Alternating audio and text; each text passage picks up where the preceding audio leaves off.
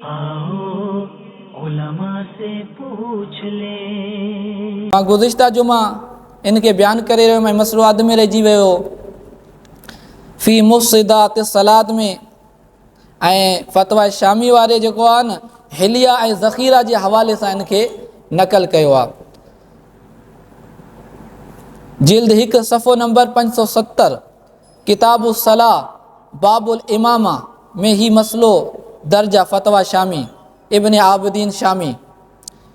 इन कान फ़ी सफ़ सानी जेकॾहिं कोई शख़्स ॿी सफ़ में आहे फ़रआ फ़ुरजतन, इहो लफ़्ज़ फ़ुरजतन भी पढ़िजी सघे थो, फ़रजतन भी पढ़िजी सघे थो, फ़ा जी ज़बर सां भी फ़ा जी पेश सां, ॿिन्ही जी माना हूंदी आहे विथी गैप। जेकॾहिं कोई शख़्स ॿी सफ़ में आहे उन पहिरीं सफ़ में ख़लल ॾिठो यानी जॻह ख़ाली ॾिठई, विथी गैप ॾिठई। इन कान फ़ी सफ़ सानी फ़रआ फ़ुरजतन फ़िल अव्वली, कोई शख़्स ॿी सफ़ में आहे पहिरीं सफ़ में गैप ॾिठई फ़मशा इलैहा, पोइ उहो शख़्स उन गैप खे बंदि करण जे लाइ नमाज ही जी हालत में हलियो लम तफ़सुद सलातुहु, त उन जी नमाज़ फ़ासिद न थींदी, उन जी नमाज़ भॼी न पवंदी। छो? इमाम शामी इन जी दलील ॾींदे फ़रमायो लिअन्नहु मअमूरुन बिल मुरासा, छो जो इन शख़्स के इहो हुकुम ॾिनल हुयो महबूब अलैहिस्सलातु वस्सलाम जो जेकॾहिं तूं नमाज जी हालत में ई आहे ऐं तोखे पंहिंजे अॻियों नमाज जे अंदरि का जॻह गैप ऐं विथी नज़र अची वञे त पोइ तूं उन जॻह खे मुकमल कर, उन जॻह खे भरे छॾ, विथी रहण न ॾे। इहो महबूब अलैहिस्सलातु वस्सलाम जो हुकुम हुयो। हाणे इन जी नमाज़ फ़ासिद इन जे करे न थी जो इहो शख़्स जेको आहे इन महबूब अलैहिस्सलातु वस्सलाम जे हुकुम ते अमल कयईं, इन अमल करण जे करे इन जी नमाज़ फ़ासिद न थी। हालांकि नमाज जे अंदरि जेकॾहिं 3 दफ़ा आङुरी मथे करे हेठि था करूं त नमाज़ फ़ासिद थी वेंदी आहे, बिला ज़रूरत घुमण सां नमाज़ फ़ासिद थी वेंदी आहे। त इन मां अंदाज़ो असां करे था सघूं त नमाज में जेकॾहिं सफ़ जे अंदरि कोई गैप आहे ऐं गैप खे पूरो करण जे लाइ कोई नमाज जे अंदरि ई घुमे थो, नमाज जे अंदरि ई हले थो, त उन जी नमाज़ फ़ासिद न थींदी आहे। त इमाम शामी दलील बि ॾिनी ऐं हदीस बयानु फ़रमायूं, छो क़ाल अलैहिस्सलातु वस्सलाम तरासू फ़ी सुफ़ूफ़ी, महबूब अलैहिस्सलातु वस्सलाम फ़रमायो त पंहिंजे सफ़नि खे जेको आहे मिलाए करे रखो, इन में फ़ासिलो न रखो, ईअं दरमियान में फ़ासिलो यानी ईअं मिली करे रहो जीअं दरमियान में ज़रा बराबर भी गैप न हुजे। बुनियाने मरसूस वांगुरु, तरासू मरसूस मां आहे त बुनियाने मरसूस वांगुरु तव्हांजो सफ़ सां मिलियल हुजे, हिकु शख़्स सां ईअं मिलियल हुजे जीअं सीसा पिलाई दीवार हूंदी आहे, लोह जी दीवार हूंदी आहे या ढांबर जी दीवार हूंदी आहे जंहिंमें ज़रा बराबर भी गैप नज़र न ईंदो। अहिड़े तरीक़े सां अॻिते लिखंदा वलौ कान फ़ी सफ़ सालिसी तफ़सूदु, जेकॾहिं कोई शख़्स 3 सफ़ में आहे ऐं उहो लगातार 2 सफ़ूं हलियो, 3 सफ़ में आहे लगातार, हाणे कोई शख़्स आहे 3 सफ़ में आहे ऐं उन पहिरीं सफ़ में जॻह ॾिठी लगातार हलियो त उन जी नमाज़ फ़ासिद थी वेंदी। छो लिखंदो वलौ कान फ़ी सालिसी तफ़सूदु लिअन्नहु अमलुन कसीरुन, छो जो इहो अमल कसीर थी वियो, लगातार हलण, छो जो हुकुम हुयो त भरिसां वारी सफ़ ताईं उनखे हलण जी इजाज़त हुई, 2 क़दम उनखे हलण जी इजाज़त हुई, पहिरीं सफ़ खां ॿी सफ़ में उनखे यानी ॿी सफ़ में पहिरीं सफ़ में उनखे हलण जी इजाज़त हुई। हाणे इन लगातार 2 सफ़ा हलियो त हाणे इहो अमल कसीर थी वियो, इन जे करे इन जी नमाज़ फ़ासिद थी वई। त पोइ उन जे लाइ छा कजे, जंहिंमें मां पहिरियों मसलो बयानु कयुमि, ईअं ई किताबु सलाह फ़तवा शामी में बाबो जिल्द 1 सफ़ो नंबर 627 नंबर ते अॻिलो मसलो लिखियलु आहे। बाब जो नालो आहे बाब मा युफ़सिदु सलात वमा युकरहु फ़ीहा, जेके शयूं नमाज़ खे फ़ासिद करे छॾींदियूं आहिनि ऐं जेके शयूं नमाज़ जे अंदरि मकरूह हूंदियूं आहिनि उन जी फ़सल आहे फ़ुरूउन मशा अल मुसल्ली मुस्तक़बिल अल क़िबलता हल तफ़सुदु सलातुहु, जेकॾहिं कोई शख़्स क़िबले जी तरफ़ हले थो त छा उन जी नमाज़ फ़ासिद थी वञे। इन बाब जी माना आहे, इन में लिखियलु आहे कोई शख़्स क़िबले जी तरफ़ हलियो त छा उन जी नमाज़ फ़ासिद थींदी या न थींदी।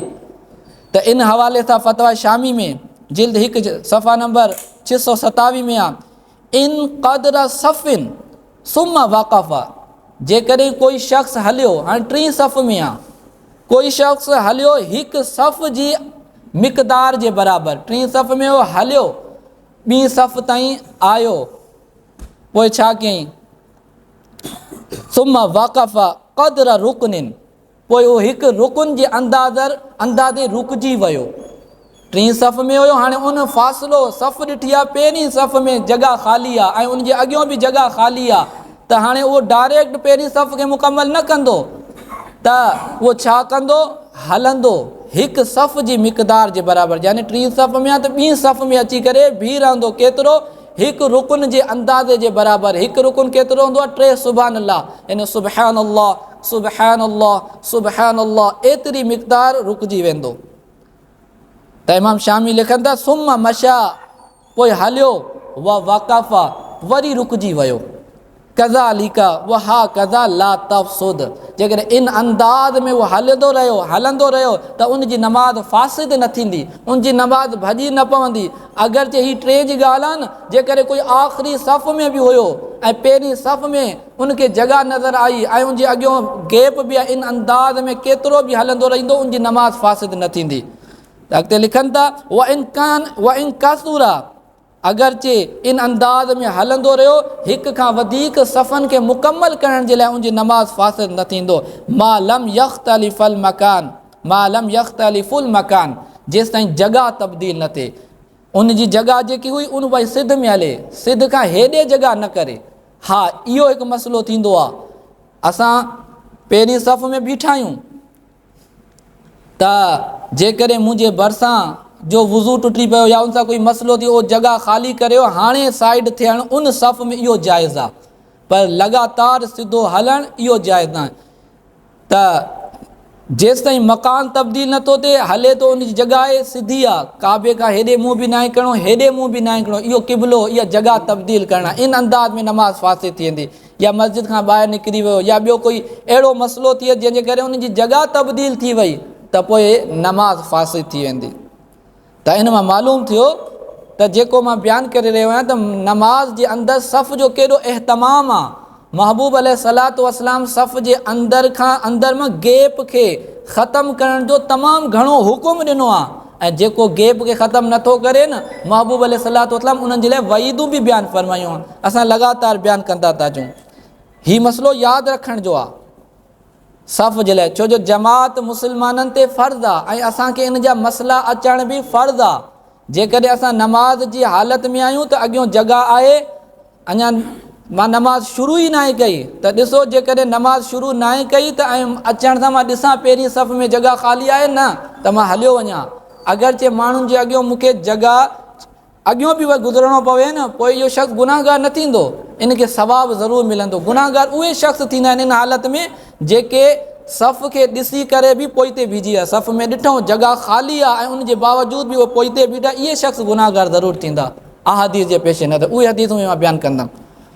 तंहिंजे करे असांखे मसइलो अचणु घुरिजे त जेकॾहिं असांजे अचूं था, ॾिसो जेकॾहिं नमाज़ शुरू कई आहे उन जे बावजूदु जॻह नज़र अची वई त नमाज़ खे सफ़ खे मुकमल करण जो हुकुम आहे।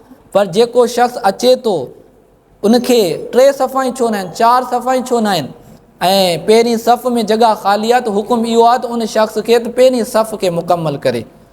हा, इहो हुजे, फितने जो अंदेशो न हुजे, छो जो किथे किथे लिखियलु पढ़ियल जाहिल माण्हू बि हूंदा आहिनि, त पोइ उनखे मसइले जी ख़बर न हूंदी आहे न, त पोइ कोई अॻियां गुज़री वियो ख़बर न हूंदसि, त पोइ उन जे लाइ पंहिंजे तरफ़ खां पंहिंजी अना ते या पंहिंजी ज़िद ते या जेको उनखे पंहिंजे ज़हन जे मुताबिक़ ख़बर हूंदी आहे उन जे मुताबिक़ फितनो फ़साद थी वेंदो आहे।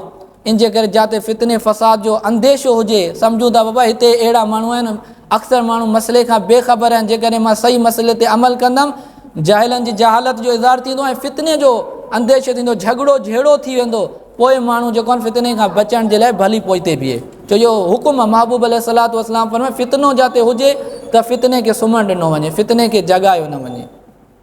बाक़ी शरीयत जो मसइलो जेकॾहिं सभिनी जमायतुनि खे ख़बर आहे त पोइ हुकुम इहो ई आहे। अहिड़े तरीक़े सां महबूब अलैहिस्सलातु वस्सलाम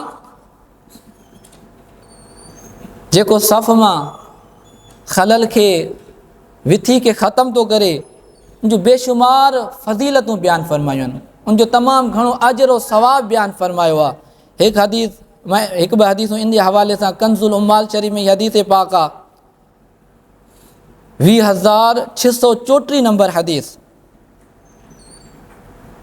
हज़रत उर्वा बिन ज़ुबैर खां महबूब अलैहिस्सलातु वस्सलाम जन इरशाद फरमायो मन सद्दा फुरजतन फ़ी सफ़िन, जेकॾहिं कंहिं शख़्स कंहिं मुसलमान सफ़ मां जमात वारी सफ़ मां फ़ासिले खे यानी गैप खे ख़तमु कयो, आयो ॾिठई त जमात में जमात हली रही आहे, सफ़ में गैप आहे, उन गैप खे ख़तमु कयो त इन जो अजर सवाब छा आहे कुझु सेकड़नि जो अमल, लेकिन महबूब अलैहिस्सलातु वस्सलाम फरमायो मन सद्दा फुरजतन फ़ी सफ़िन, जेकॾहिं कंहिं शख़्स सफ़ मां गैप खे ख़तमु कयो रफ़अहुल्लाहु बिहा दरजा, अल्लाह तबारक व ताला उन जो इन अमल जे करे दर्जात बुलंद कंदो आहे। हिकु दर्जो अल्लाह ताला उन जो बुलंद फरमाईंदो आहे। ऐं हिकु दर्जो केतिरो थींदो आहे, हर हिकु खे ख़बर आहे जेतिरो ज़मीन आसमान जो फ़ासिलो आहे, यानी हिकु शख़्स जेकॾहिं 500 सालनि ताईं घुमंदो रहे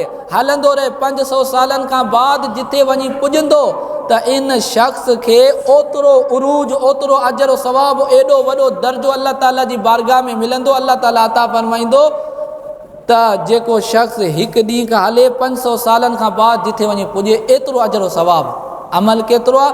महबूब अलैहिस्सलातु वस्सलाम फरमायो जंहिं सफ़ मां ख़लल खे ख़तमु कयो, सफ़ मां जेको आहे न विथी खे ख़तमु करे पंहिंजे जिस्म सां पंहिंजी जान सां उन गैब खे ख़तमु कयो, अल्लाह ताला इनखे दर्जात जी बुलंदी अता फरमाईंदो आहे।